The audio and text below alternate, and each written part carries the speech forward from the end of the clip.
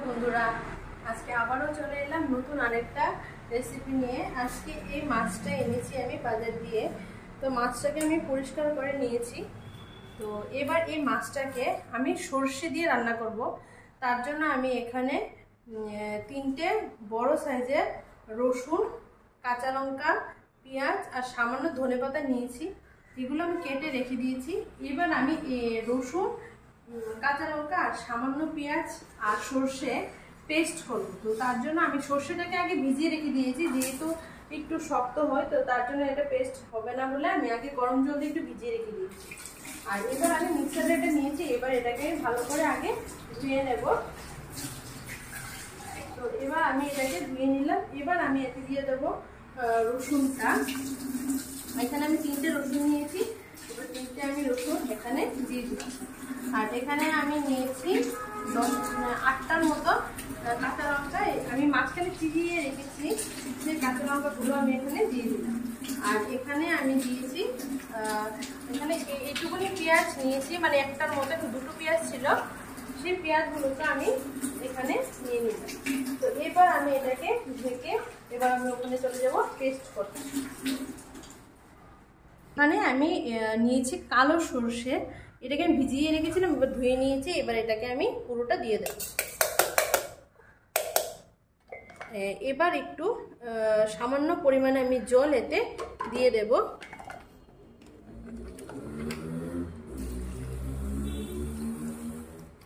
এবার আমি এটাকে ভালো করে পেস্ট করে নেব। পাউডার থাকলেও হবে, আমি তাহলে একটু বাড়িতে করব বলে আমি একটু জল দিয়ে পেস্ট করে নিচ্ছি। এবার আমি এটাকে পেস্ট করে নেব।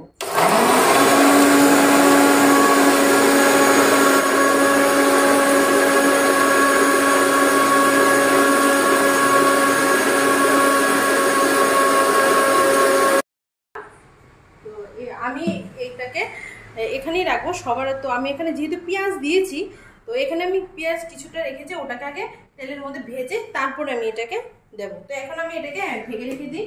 এবার আমি কড়াটাকে ধরিয়ে দিয়ে তেলটা দিয়ে দেবো। কড়াটাকে ধরিয়ে দিলাম। এবার আমি এতে দিয়ে দেবো তেল। এখানে আমি অল্প তেল দিয়েছি, যেহেতু আমি পরে সর্ষের তেল ইউজ করব, তার জন্য আমি এখানে অল্প পরিমাণে তেল দিয়েছি। এবার আমি এখানে দিয়ে দেব পেঁয়াজগুলো। তেল আমি দেখুন একদমই অল্প দিয়েছি, আমি পরে সর্ষের তেল দেবো বলে এখন আমি পেঁয়াজগুলোকে আমি দিয়ে দিচ্ছি। একে পেঁয়াজগুলোকে দিয়ে দেব। এবার পেঁয়াজটাকে একটু ভেজে নেব।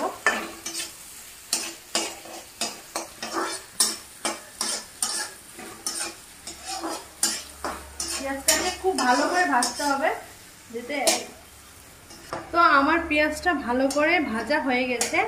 এবার আমি সর্ষে দিয়ে পেস্টটা বানিয়ে রেখেছিলাম, ওটাকে আমি দিয়ে দেব।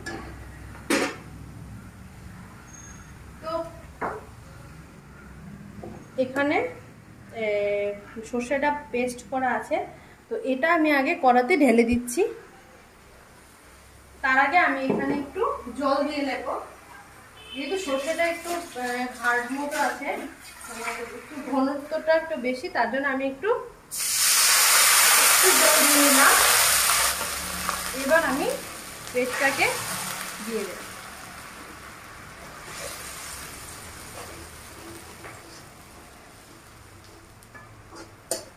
এবার এটাতে একটু জল নিয়ে আমি গুলিয়ে এটাতে দিয়ে দেব।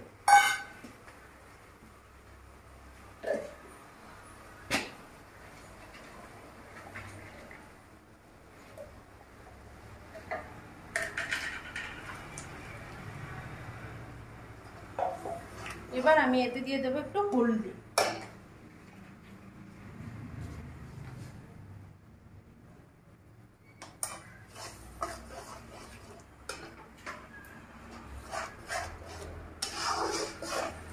আর একটু দিয়ে দেবো এতে সর্ষের তেল।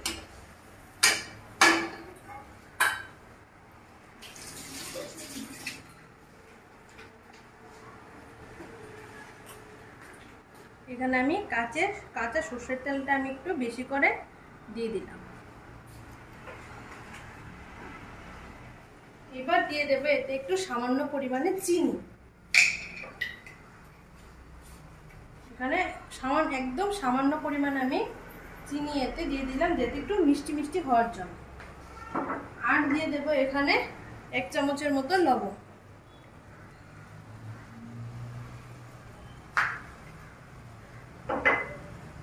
একটু জল আমি এখানে দিয়ে দেবো, যেহেতু আমি মাছটাকে ভাজিনি, মাছটা আমার কাঁচা কাঁচাই রয়ে গেছে, তার জন্য আমি এখানে একটু জল দিয়ে দিলাম।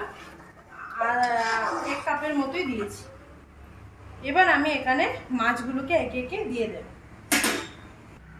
তো এবার আমি একে একে মাছগুলো দিয়ে দেব, মানে একদম সর্ষে ইলিশ যেভাবে রান্না করি সেভাবেই রান্না করছি, এতে কিন্তু আমি ধনে জিরে দিইনি। তো আমি এখানে কাঁচা মাছগুলো আমি দিয়ে দিচ্ছি।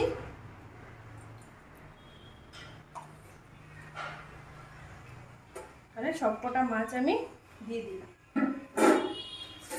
এবার আমি এটাকে একটু নাড়িয়ে দেব, আর এর উপরে আমি কয়েকটা কাঁচা লঙ্কা দিয়ে আমি ঢেকে দেব। যেহেতু ঝোলটা এবার সিদ্ধ হবে, মাছটাও সিদ্ধ হয়ে যাবে, তার জন্য আমি এটাকে ঢেকে দিয়ে রেখে দেব। আর এখানে দিয়ে দেবো 3টে কাঁচা লঙ্কা নিয়েছি, 3টে কাঁচা লঙ্কা আমি উপরে দিয়ে এবার আমি এটাকে ঢেকে দিয়ে রেখে দেব। আমি এবার ঢাকাটা দিয়ে দিচ্ছি, যেহেতু মাছটা কাঁচা আছে, এটা ভাপে সেদ্ধ হবে। তো আমি ঢাকাটা দিয়ে দিলাম, সেটাকে আমি 10 মিনিট পরে খুলবো। ঝোলটা একদম হালকা শুকিয়ে যাবে, তারপর খুলবো। তো আমি 10 মিনিট পরে আবার আসছি। তো আমার 10 মিনিট এখানে হয়ে গেছে। এবার আমি ঢাকাটা খুলে দেখবো যে কতটা হয়েছে মাছটা। আমার ঝোলটা কিন্তু পুরোটা শুকিয়েই যাচ্ছে, আর মাছটাও পুরো দেখুন সেদ্ধ হয়ে গেছে। যেহেতু মাছটা পাতলা মাছ, এটা এমনিতেই হয়ে গেছে আরও। আর এবার আর ঢাকা দেবো না, উপর দিয়ে আমি একটু মানে সামান্য পরিমাণে একটু ধনেপাতা শুধু ছিটিয়ে দেবো সুন্দর ফ্লেভারের জন্য। একদম অল্প পরিমাণে কয়েকটা ধনেপাতা আমি আর দেবো না। তো ভালো সুন্দর গন্ধ হওয়ার জন্য আমি একটু ধনেপাতা দিয়ে দিলাম। আর ঢাকা দেবো না আমি। এবার ঝোলটা আর একটু ফুটে উঠলে আমি নামিয়ে নেব। মানে ঝোলটা এতটা তো লাগবে না, একটু ঝোলটাকে আর একটু শুকাবো, শুকিয়ে গেলে তারপরে সেটাকে বাটিতে নামিয়ে নেব।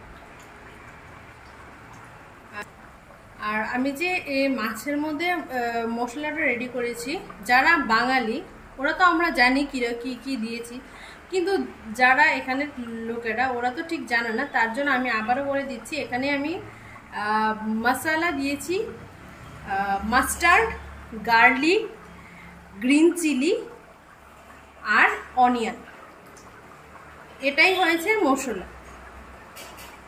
এখানে আমি মশলা শুধু ওটাই দিয়েছি। এখানে আমি না দিয়েছি কোরিয়ান্ডার পাউডার, আর না দিয়েছি জিরে পাউডার, আমি কোনোটাই এখানে দিইনি।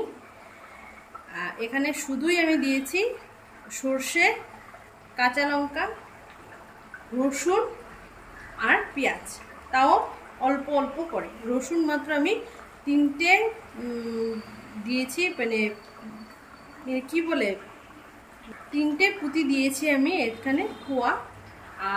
আর কিছু বেশি কিন্তু দিইনি আমি, আর বেশি দিলে একদম ভালো লাগবে না, বেশি উগ্র গন্ধ হয়ে যাবে। তার জন্য এখানে শুধু ফ্লেভার হওয়ার জন্য অল্প অল্প জিনিস আমি ইউজ করেছি। কিন্তু হ্যাঁ, মাস্টার্ডটা মানে সর্ষেটা একটু বেশি দিতে হবে, সর্ষের তেল আর সর্ষেটা একটু বেশি দিতে হবে। মানে মাস্টার্ড অয়েল আর মাস্টার্ড সেটাকে একটু বেশি দিলে তো রান্নাটা খেতেও ভালো লাগবে, ফ্লেভারটাও ভালো আসবে। আর বাকি যা যা জিনিস আছে যেরকম অনিয়ন, তো এইগুলো একটু কম করে দিলেই ভালো লাগবে, এর থেকে বেশি দিতে হবে না। তো আমার ঝোলটা কিন্তু প্রায় মোটামুটি শুকিয়েও যাচ্ছে। আর আমি যখন জল দিয়েছিলাম মাছের মধ্যে, তখন কিন্তু আমি এখানে কাঁচা লঙ্কা দিয়েছিলাম। কারণ কাঁচা লঙ্কাটা দিলে কি হয়, সুন্দর একটা ফ্লেভারও হয় আর দেখতেও ভালো লাগে। আমরা গার্নিশিংয়ের জন্য আমরা অনেক কিছুই দিই, কিন্তু এখানে তো আর অনেক কিছু দিতে পারবো না, গাজর টমেটো দিতে পারবো না।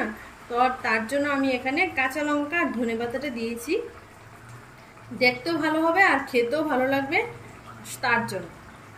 আর এখানে টমেটো চাইলে দেওয়া যায়, তবে টমেটোটা না দেওয়াটাই ভালো, যেহেতু সর্ষের সাথে টমেটোটা দিলে একটু কীরকম একটা গন্ধ চলে আসে, তার জন্য শুধু সর্ষেটা দেওয়াটাই ভালো, এতে টমেটোটা না ইউজ করাটাই আমি মনে করি বেটার। আর এখানে আপনারা যারা ধরুন পেঁয়াজ মানে খেতে পারেন না, পেঁয়াজে গ্যাস হয়ে যায়, আপনারা তখন চাইলে এখানে মেথি, শুধু মেথি দিয়েও ফোড়ন দিতে পারেন বা শুধু কালো জিরে দিয়েও ফোড়ন দিতে পারেন, তাহলেও খেতে ভালো লাগবে। পেঁয়াজ নাই বা দিলেন, যারা পেঁয়াজ খেতে পারে না, যাদের পেঁয়াজে প্রবলেম হয়, আমি ওদেরকে বলছি। এবার যারা পেঁয়াজ খেতে ভালোবাসেন তাদেরকে তো আর কিছু বলার নেই, ওরা পেঁয়াজ দিয়েই খেতে পারেন।